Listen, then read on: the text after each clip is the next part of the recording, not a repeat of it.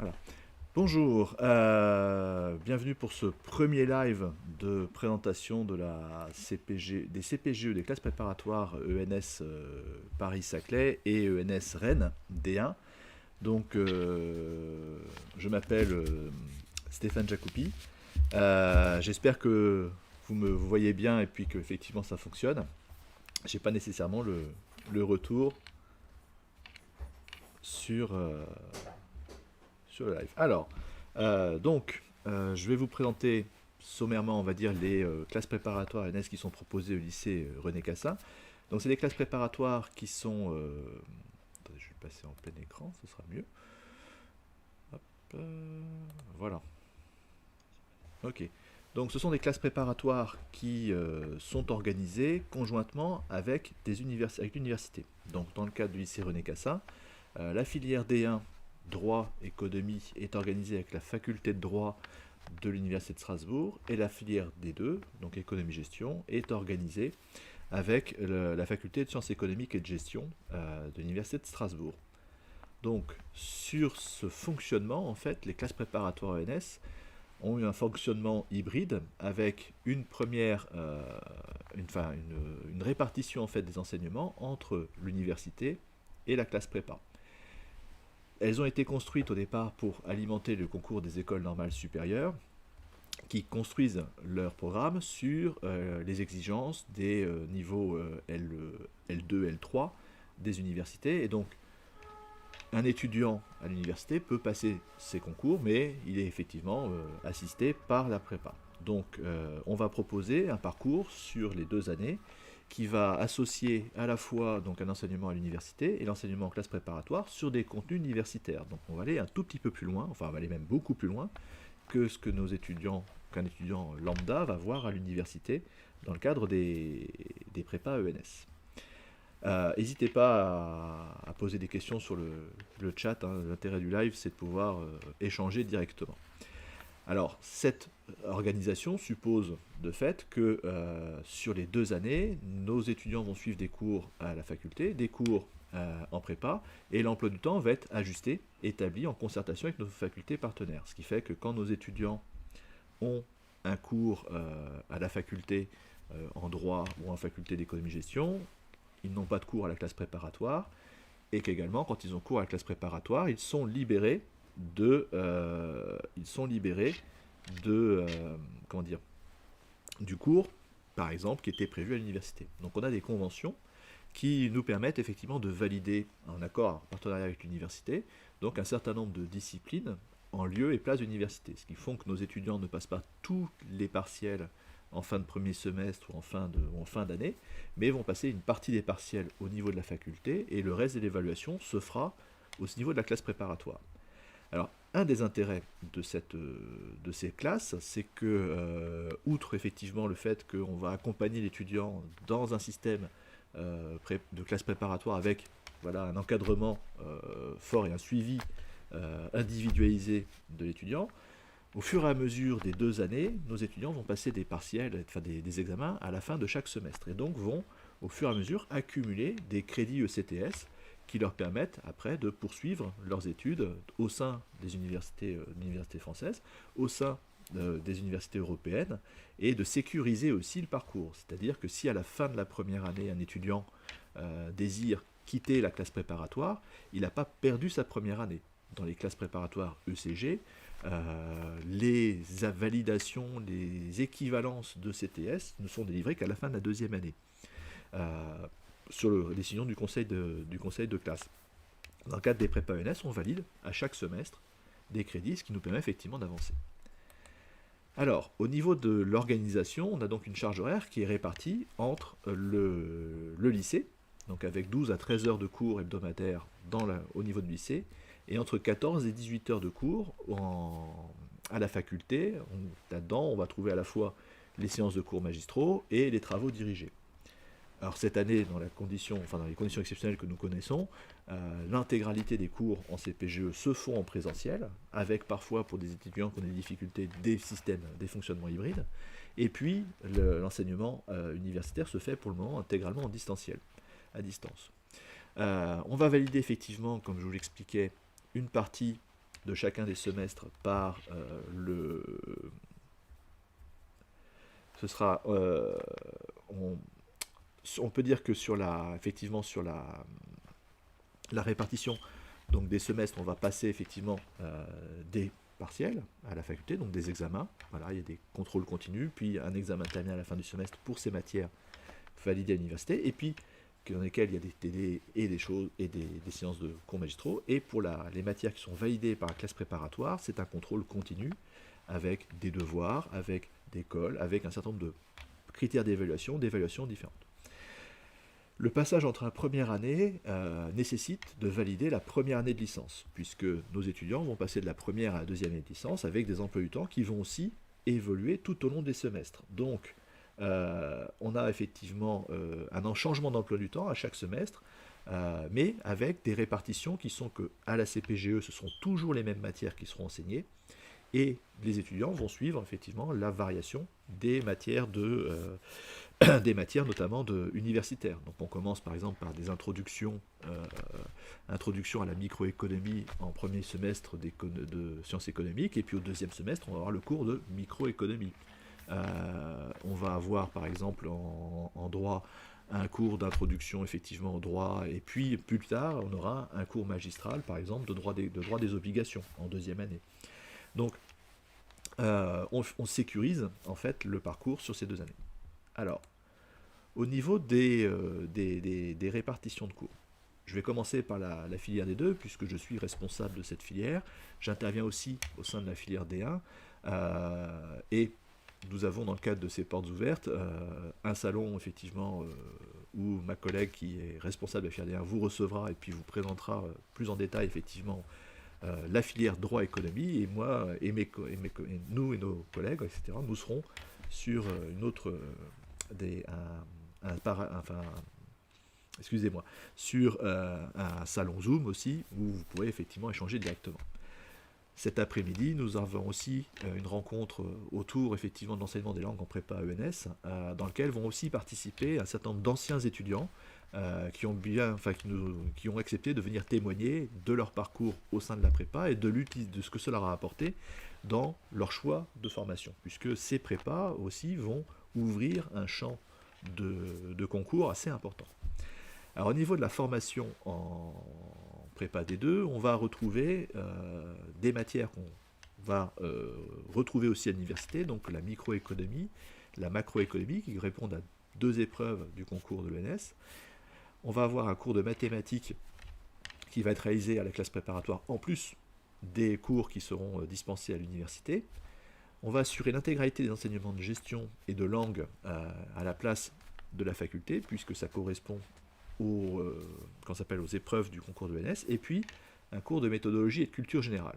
À tous ces cours vont s'associer effectivement des interrogations orales régulières, des devoirs qui vont être réalisés dans le cadre d'un planning qu'on va imposer, pas plus que proposer, aux étudiants en début d'année, mais qui permet aussi, de cette façon-là, de prévoir effectivement les échéances et de travailler en fait dans une continuité, une régularité, et c'est cette régularité qui va faire la force de nos étudiants dans leur poursuite universitaire.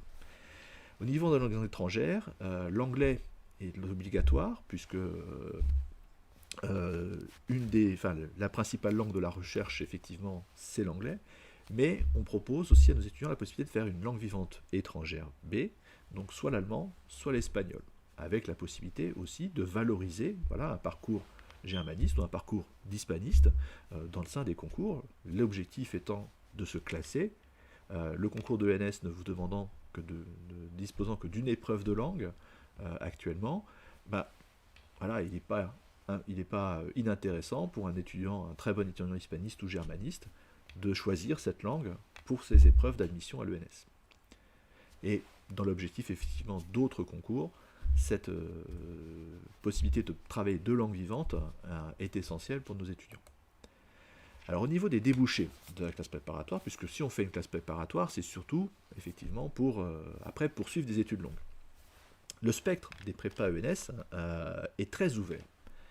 On prépare principalement effectivement l'école normale supérieure, donc l'école normale supérieure Paris-Saclay,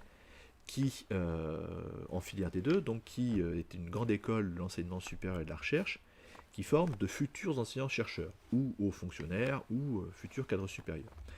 Le concours de cette école est commun avec l'École nationale de la statistique et de l'analyse de l'information, l'ENSAI, qui est une des écoles qui dépend de l'INSEE, donc l'Institut national de la statistique, et qui forme soit des ingénieurs statisticiens pour la fonction publique, soit des ingénieurs statisticiens qui interviendront effectivement après dans le domaine privé. Les deux écoles ont mutualisé leur concours, ce qui fait que nos étudiants peuvent passer ce concours qui est gratuit, qui effectivement leur permet de passer ce concours, et l'admissibilité à ce concours peut aussi ouvrir d'autres portes, puisque des écoles comme l'EM Lyon ou des magistères comme le magistère du CELSA, qui est un magistère effectivement qui est orienté sur des techniques de la communication, de l'information et voilà, le journalisme, voilà, également dans le CELSA, recrutent des étudiants qui sont admissibles au concours des ENS. Alors sur les ENS, sur le ENS Paris-Saclay, il y a un concours qui effectivement permet d'être fonctionnaire stagiaire, donc d'être rémunéré pour faire ses études, mais nos étudiants peuvent aussi postuler sur des statuts d'étudiants normaliens et suivre la formation de l'ENS sans être rémunérés, mais en étant aussi libérés d'un engagement décennal envers l'État. Ça, c'est l'objectif, on va dire, premier des prépas ENS. Cet objectif premier appelle il y a peu de postes. Le nombre de postes, par exemple, en voie fonctionnaire pour l'ENS est de 25 au concours 2020 et devrait être dans un peu plus d'une vingtaine cette année. Nos étudiants peuvent aussi, effectivement, profiter des prépas ENS pour poursuivre vers des formations universitaires sélectives. Donc, dans les formations intersélectives, on va trouver trois axes, en fait, principaux. On va trouver les magistères, qui sont des filières qui recrutent sur dossier d'excellents étudiants à la fin de la licence 2, et qui leur proposent un cycle L3, M1, M2, donc jusqu'au bac plus 5, avec une double préparation. Donc on suit une série, effectivement, un cursus universitaire, et on a, en complément de ce cursus universitaire, des cours supplémentaires, des obligations en termes de stage, qui amènent à un double diplôme. Un titre, effectivement, un diplôme Master 2 avec une spécialisation, et un titre de magistérien. Donc, nos étudiants intègrent des magistères dans les domaines de l'économie, donc comme la Paris School of Economics, donc à l'université Panthéon-Sorbonne, pour viser après effectivement des carrières dans l'enseignement et la recherche.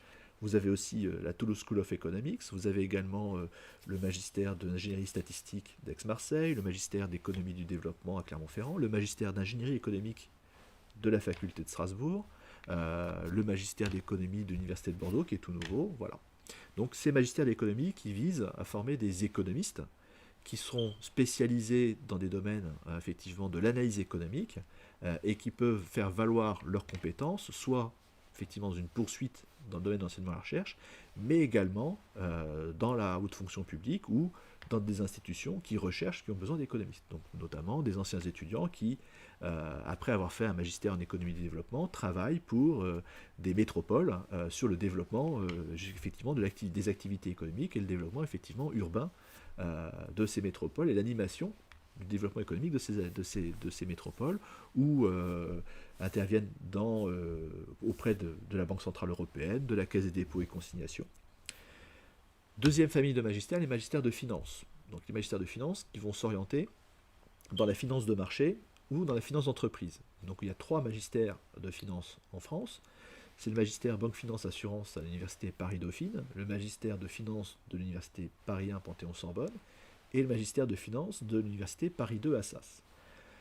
Dans ces magistères, nos étudiants vont suivre effectivement une orientation vers la connaissance effectivement de la finance d'entreprise ou de la finance de marché, et vont compléter leur formation par des stages obligatoires dans des institutions financières, dans des banques, dans des compagnies d'assurance.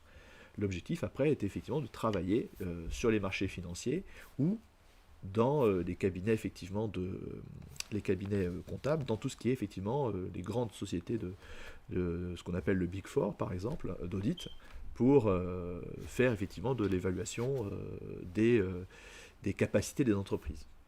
Un autre débouché, et notamment aussi le concours de la Banque de France pour ces magistériens, puisque la Banque de France a aussi effectivement la responsabilité de suivi effectivement de l'activité des entreprises et d'une certaine façon de la notation des entreprises, et elle recherche régulièrement effectivement des étudiants, enfin des professionnels spécialisés dans l'analyse effectivement financière d'entreprise.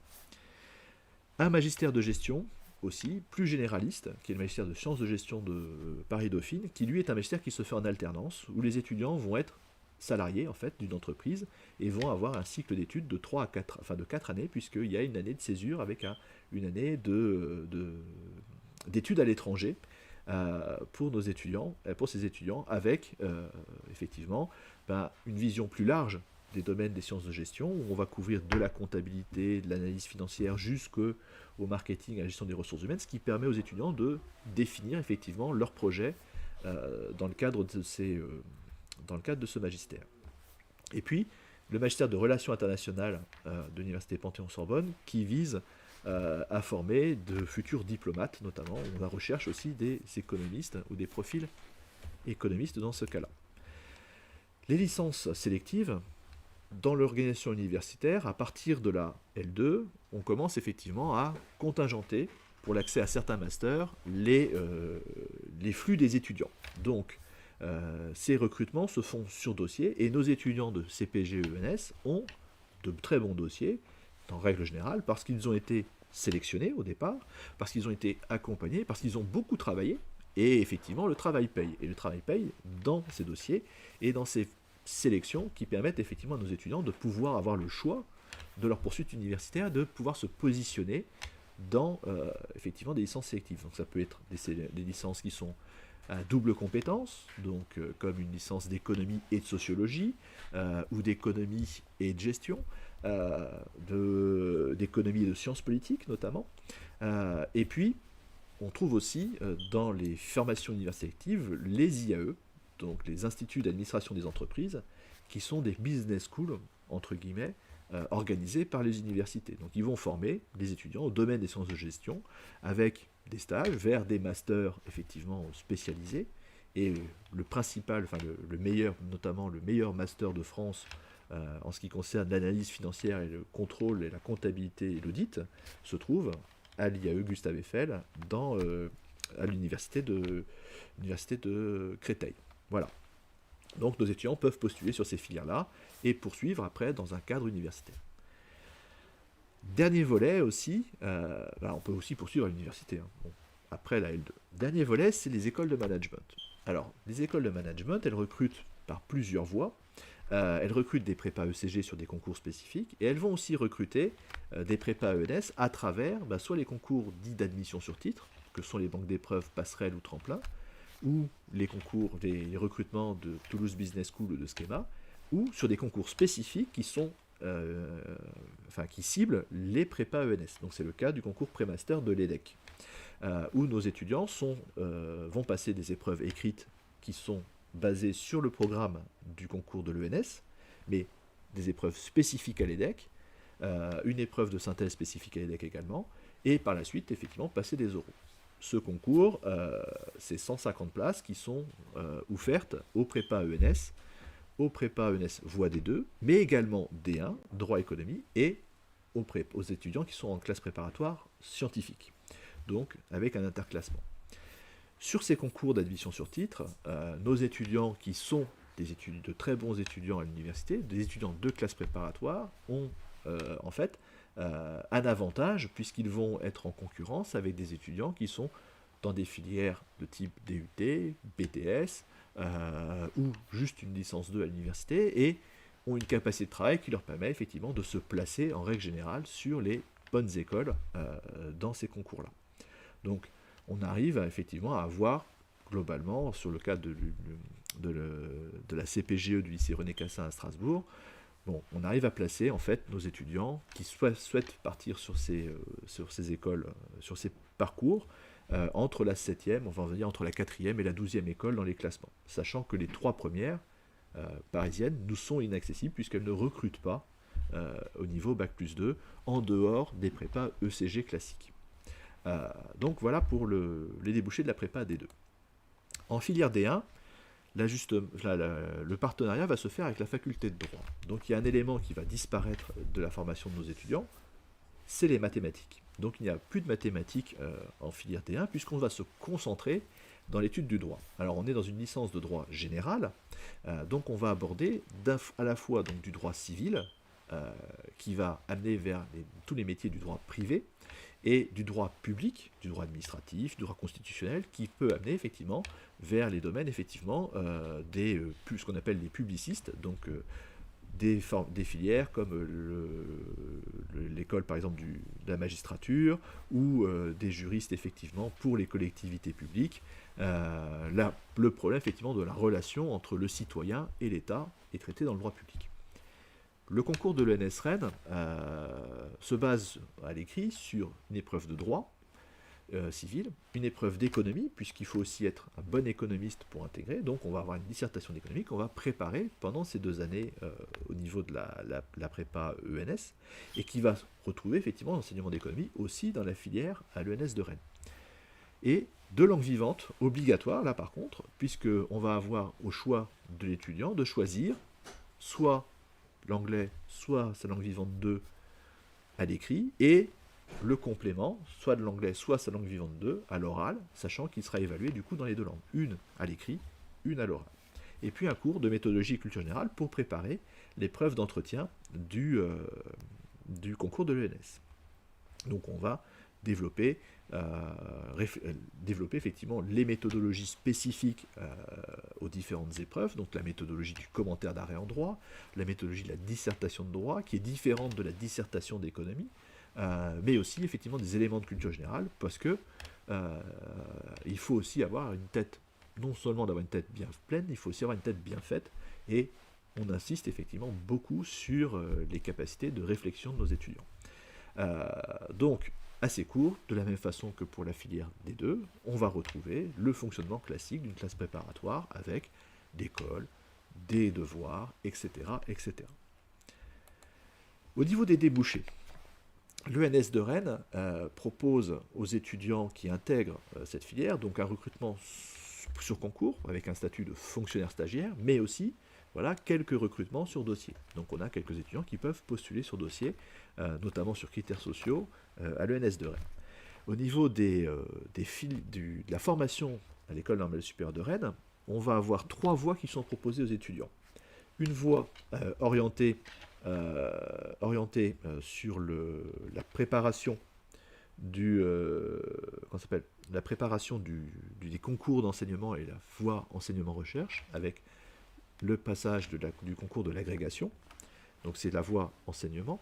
Une voie qui est pour nos fonctionnaires stagiaires qui doivent suivre, nos élèves normaliens qui ont un engagement avec l'État. On peut aussi servir la collectivité en préparant par exemple le concours de l'ENA. Donc il y a une filière pré-PENA qui est organisée avec l'IEP de Rennes, au sein de l'ENS de Rennes, qui permet à des étudiants normaliens de passer le concours de l'École nationale d'administration et de poursuivre après à l'ENA.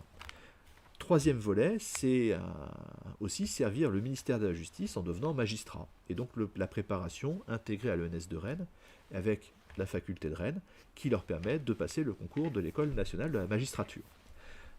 Donc une possibilité pour les étudiants, dès l'arrivée effectivement à l'ENS, de choisir effectivement un axe pour leur future carrière, sans effectivement qu'on soit contraint à devenir enseignant-chercheur. Voilà. On a effectivement cette possibilité. De la même façon que pour les élèves de filière D2, nos étudiants de filière D1 ont accès à des filières universitaires sélectives. Donc on va retrouver des licences sélectives qui vont effectivement être contingentées. On va trouver des magistères spécifiques, par contre, au domaine du droit. Donc des magistères orientés, par exemple, dans le droit des activités économiques, donc le droit privé, des magistères vers, par exemple, le droit des techniques de l'information et de la communication, des magistères de journalisme et de communication, ce magistère de relations internationales aussi, où nos étudiants intègrent. L'année dernière, depuis 2 ans, nous avons des étudiants qui intègrent ce magistère de relations internationales et qui donnent toute satisfaction. Donc la voie est ouverte, effectivement, aux étudiants de la prépa du lycée Cassin de Strasbourg. Autre possibilité, c'est les poursuites au sein des IEP. Donc, notamment, l'IEP de Strasbourg a ouvert cette année un recrutement au niveau de 4e année, donc pour rentrer en Master 1, pour des étudiants qui sont passés par un process prépa plus L3. Donc, le cas de nos étudiants de D1 devrait correspondre exactement à leur voilà, à leurs possibilités.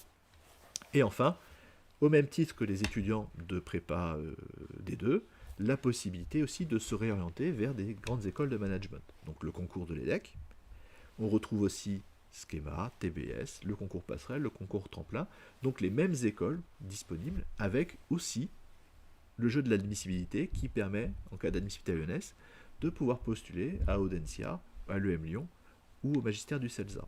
Donc dans le cas du magistère du CELSA, l'admissibilité à l'ENS ouvre directement l'admission à ce magistère. Donc cette possibilité permet aussi à des étudiants qui découvrent le droit au sein de leurs études en sein de prépa, de la prépa ENS, de se rendre compte si effectivement cette discipline correspond plus profondément effectivement à leur présentation qu'ils en faisaient et à leur objectif professionnel pour la suite.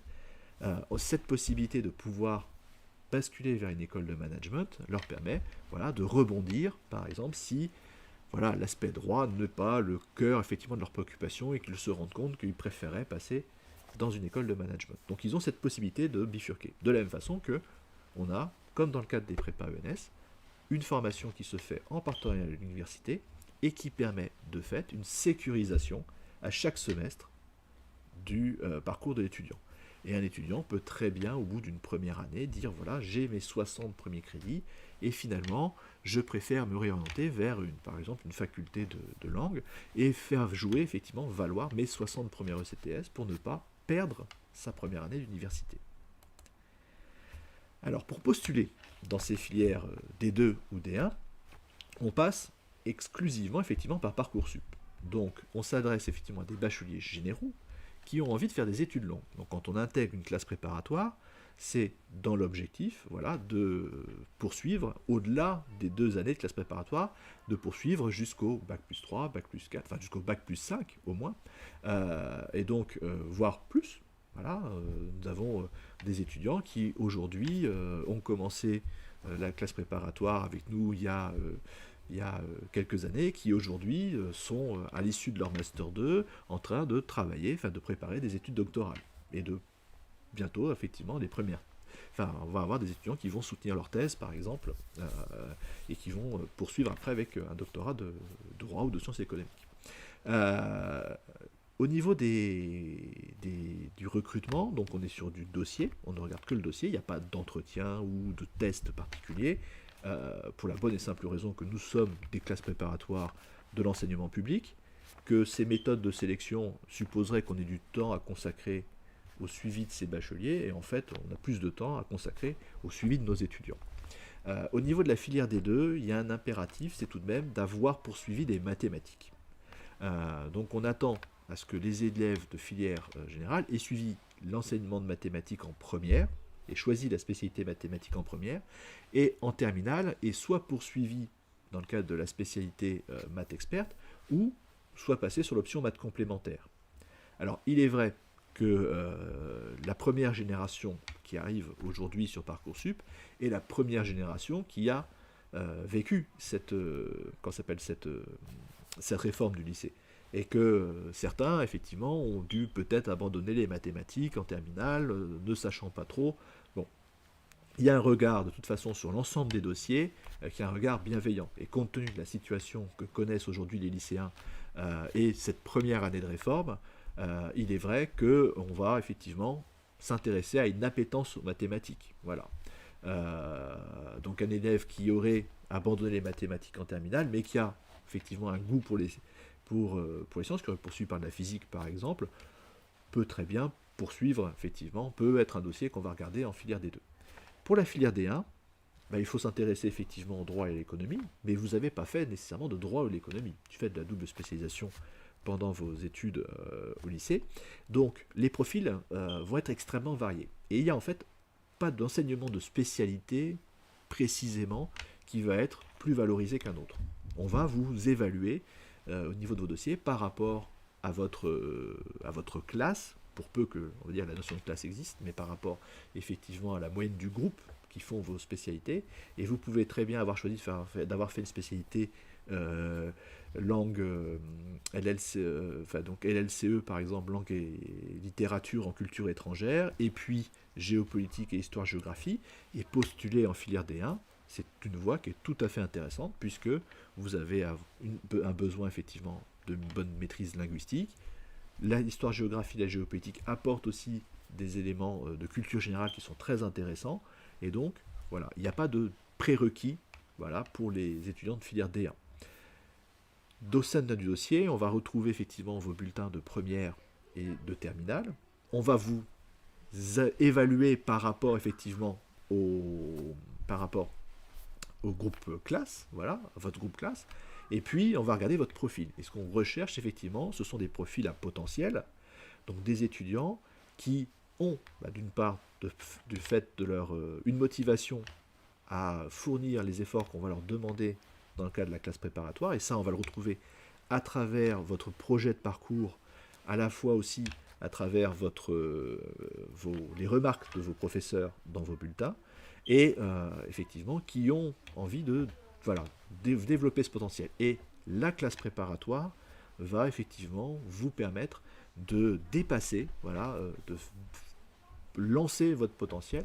Et elle a aussi un intérêt, cette classe préparatoire, du fait de sa double formation avec l'université, c'est que vous n'allez pas avoir, par exemple, vous allez directement être en prise avec les enseignements qui vont être autour de la filière que vous avez choisie pour les 5 ou 6 ou 7 ou 8 prochaines années. Donc ça permet assez rapidement aussi de savoir si c'est fait pour vous, et puis ainsi de se spécialiser ou aussi de découvrir des disciplines et d'y prendre goût. On va effectivement vous donner le coup de boost nécessaire, vous donner effectivement les clés pour une belle réussite par la suite, et c'est aussi une des forces de ces classes-là. Alors, nos portes ouvertes ont lieu actuellement de façon virtuelle, donc vous trouverez le programme avec un certain nombre de lives supplémentaires qui ont lieu donc sur cette journée sur le site donc, du lycée CASA.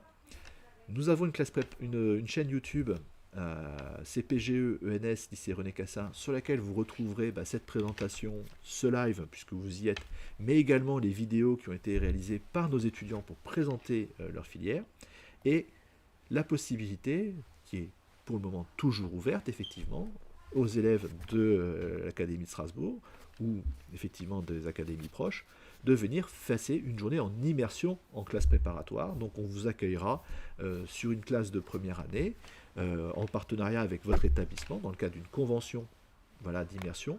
Si vous voulez venir passer une journée en CPGE ENS pour voir effectivement quelques cours, pour échanger avec les étudiants, et puis poser effectivement les questions qui fâchent, parce qu'aujourd'hui il faut poser les questions qui fâchent en termes d'orientation, nous vous accueillerons avec la plus grande joie, et de façon à ce que vous puissiez effectivement vous rendre compte de ce qu'on vous propose au sein de cette filière. Je vous remercie beaucoup pour votre attention. Je vous invite effectivement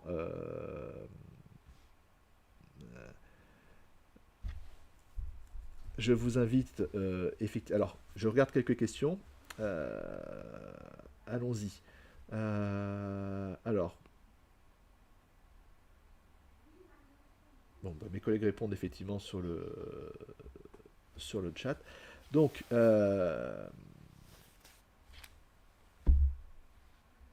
je vous invite effectivement, on va rester un tout petit peu là sur le chat pour pouvoir répondre à vos questions. Et n'hésitez pas, de la même façon, on se retrouvera sur Zoom, et puis on va avoir 2 lives plus spécifiques cette matinée, un live spécifique D1, un live spécifique D2, et la même chose cet après-midi. Et venez voir justement la table ronde sur les langues.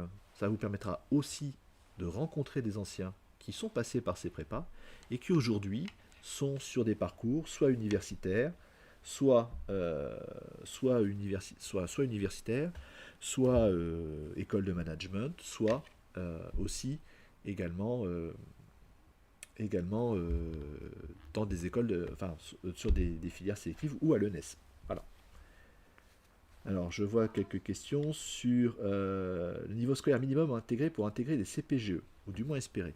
Alors, le niveau minimum, on va dire, entre guillemets, déjà, le premier minimum, c'est de postuler sur Parcoursup.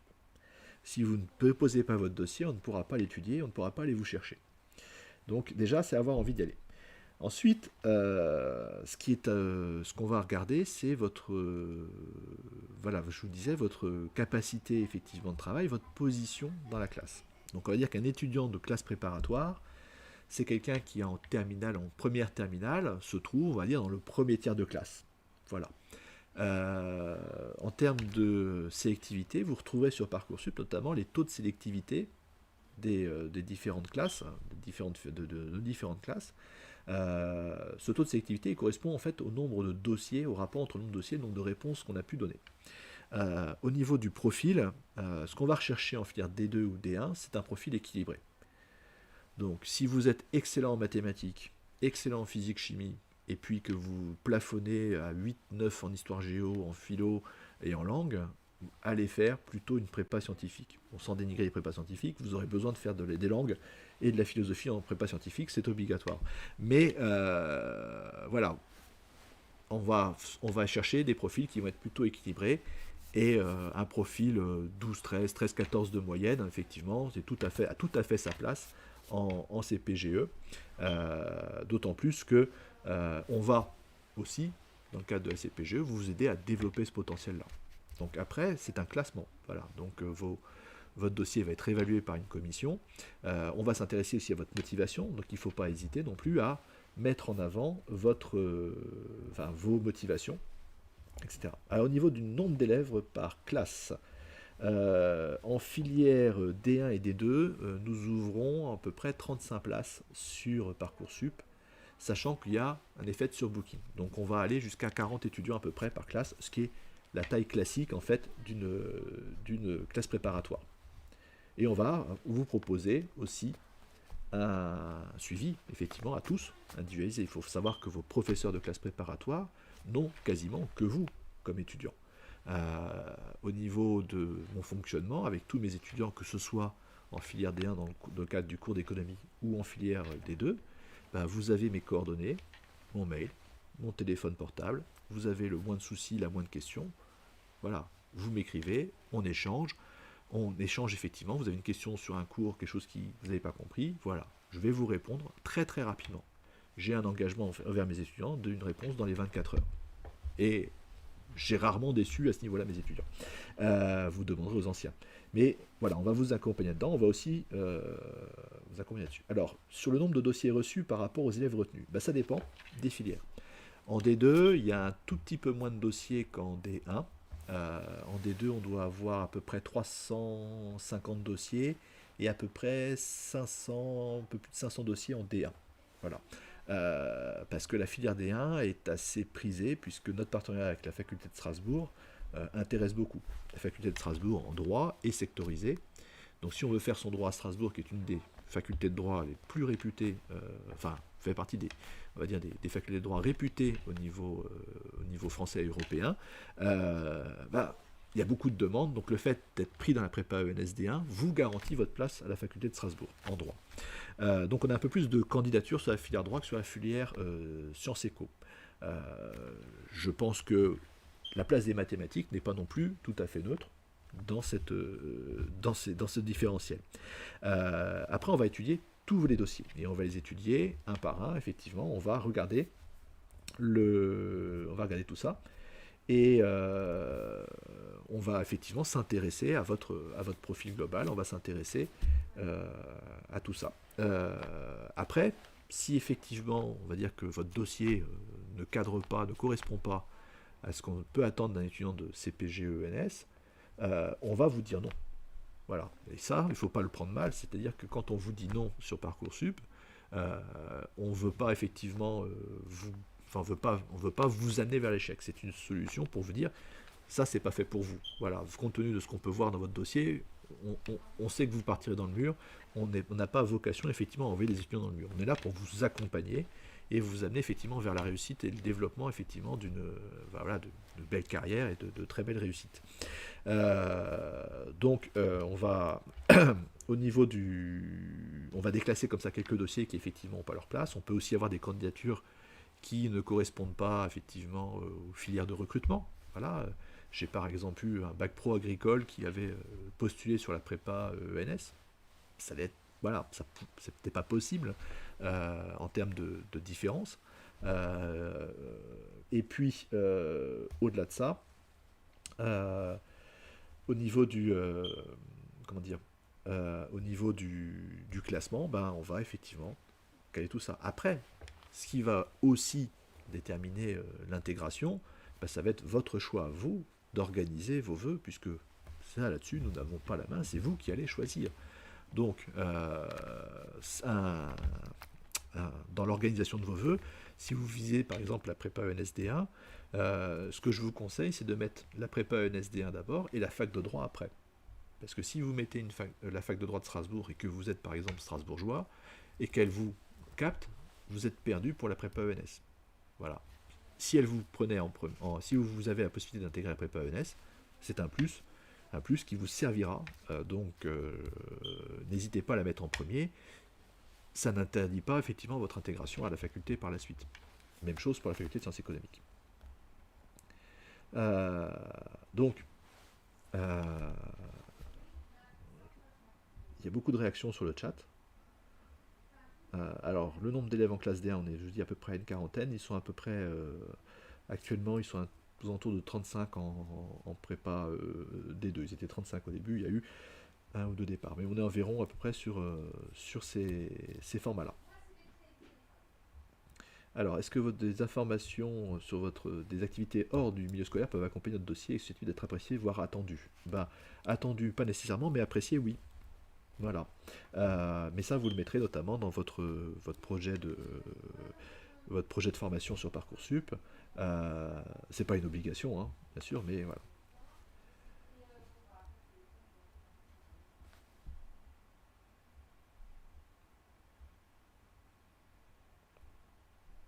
Voilà. Alors, pour Monsieur Meyer, 14 en mathématiques P, c'est suffisant. Je pense que ça doit être pas mal. Ça peut être bien. Après, effectivement, l'effet lycée. Dans vos dossiers, on va savoir effectivement votre lycée d'origine. Donc, on va avoir des lycées qu'on connaît. On sait la façon dont est répartie l'évaluation. Et puis, on va, de toute façon, voilà, tenir compte effectivement des spécificités de chaque établissement. Alors, il y a également, effectivement, on accueille aussi dans nos dossiers Parcoursup des étudiants qui sont en réorientation. Donc des étudiants qui par exemple ont commencé une première année de PACES, donc d'études de médecine, et qui se rendent compte que ça ne leur correspond pas, qui veulent réintégrer une classe préparatoire, voilà, ont tout accès, enfin toute possibilité d'accéder à nos filières. Voilà. Je vous propose donc d'arrêter ce live. Je vous remercie beaucoup pour votre attention et je vous invite à nous rejoindre sur nos salons Zoom pour échanger effectivement sur des questions plus spécifiques avec les enseignants, et puis à participer aussi cet après-midi à cette table sur cette table ronde sur l'enseignement des langues, où vous avez aussi la possibilité de rencontrer nos anciens qui nous font qui nous font la joie effectivement de venir nous présenter leur parcours aussi, et voilà, de pouvoir vous projeter à travers leurs expériences sur la réussite en classe préparatoire ENS.